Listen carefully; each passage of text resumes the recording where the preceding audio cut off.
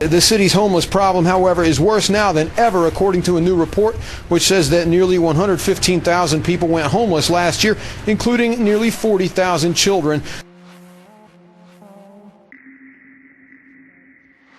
Coalition for the Homeless Workers lay the blame squarely at the feet of Mayor Michael Bloomberg. He replaced the federal programs with a series of time-limited subsidies that give you only 1 or 2 years of housing assistance and then cut you off, even if the family is too poor to afford the apartment rent. And so as a result of that, lots of families are ending up making a return trip through the city shelter system. It's indisputable that we've got more homeless people now. That the shelters are overpacked because people are losing their jobs. They're going from their apartments to homes to the city shelters. People that don't take the services, they don't know about them. Among the many predictions about this recession, one has consistently proven to be true. Forecasters have said unemployment will continue to rise, and it has.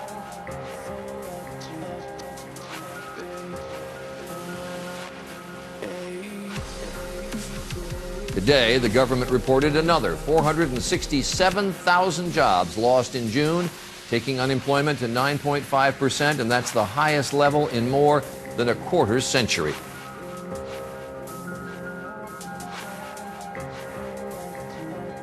The rising unemployment raises questions about the economic stimulus, which was supposed to create jobs.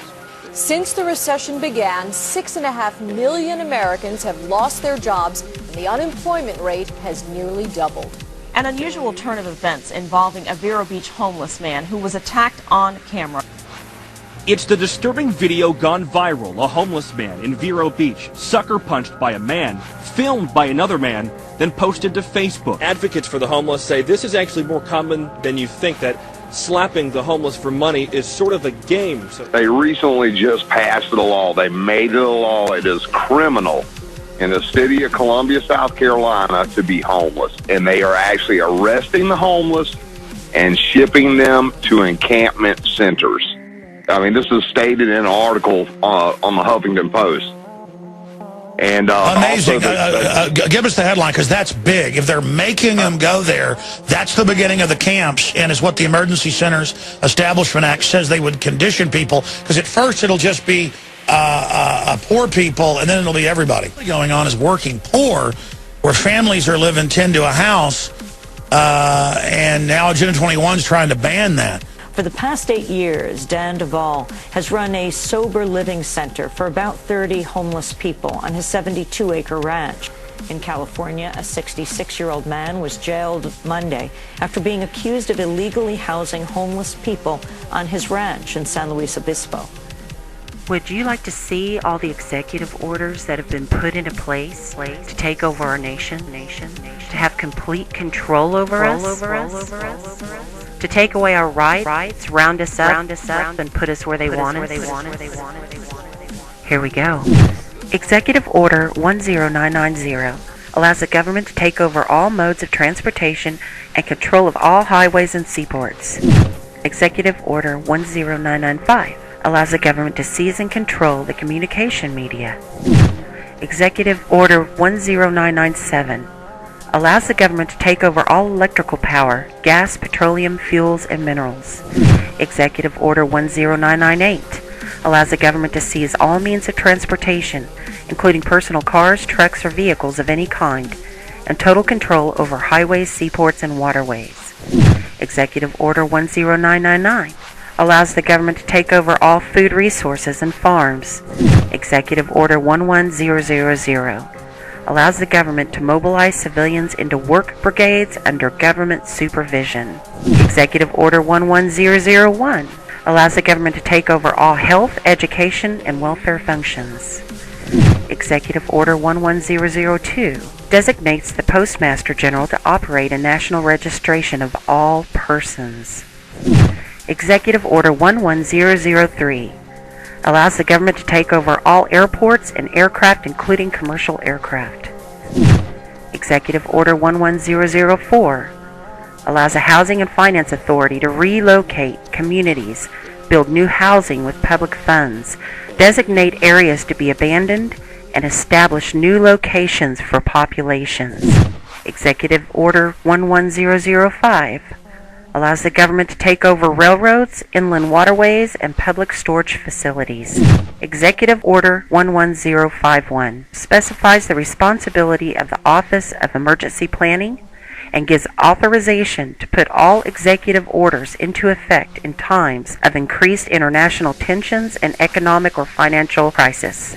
Executive Order 11310 grants authority to the Department of Justice to enforce the plans set out in executive orders, to institute industrial support, to establish judicial and legislative liaison to control all aliens, to operate penal and correctional institutions, and to advise and assist the President. Executive Order 11049 assigns emergency preparedness function to federal department and agencies, consolidating 21 operative executive orders issued over a 15-year period. Executive Order 11921 allows the Federal Emergency Preparedness Agency to develop plans to establish control over the mechanisms of production and distribution of energy sources, wages, salaries, credit, and the flow of money in U.S. financial institution in any undefined national emergency. It also provides that when a state of emergency is declared by the President, Congress cannot review the action for 6 months. The Federal Emergency Management Agency has broad powers in every aspect of the nation.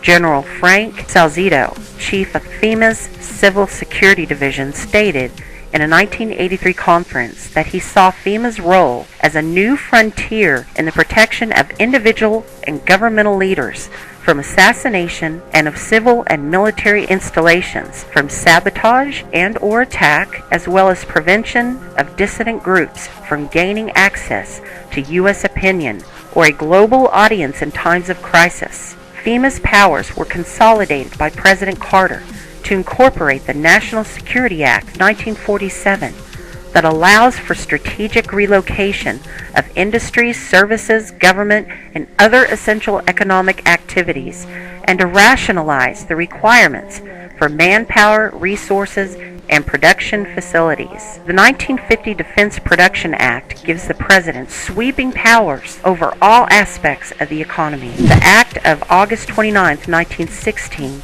authorizes the security of the Army in time of war to take possession of any transportation system from transporting troops, material, or any other purpose related to the emergency. The International Emergency Economic Powers Act enables the President to seize the property of a foreign country or national.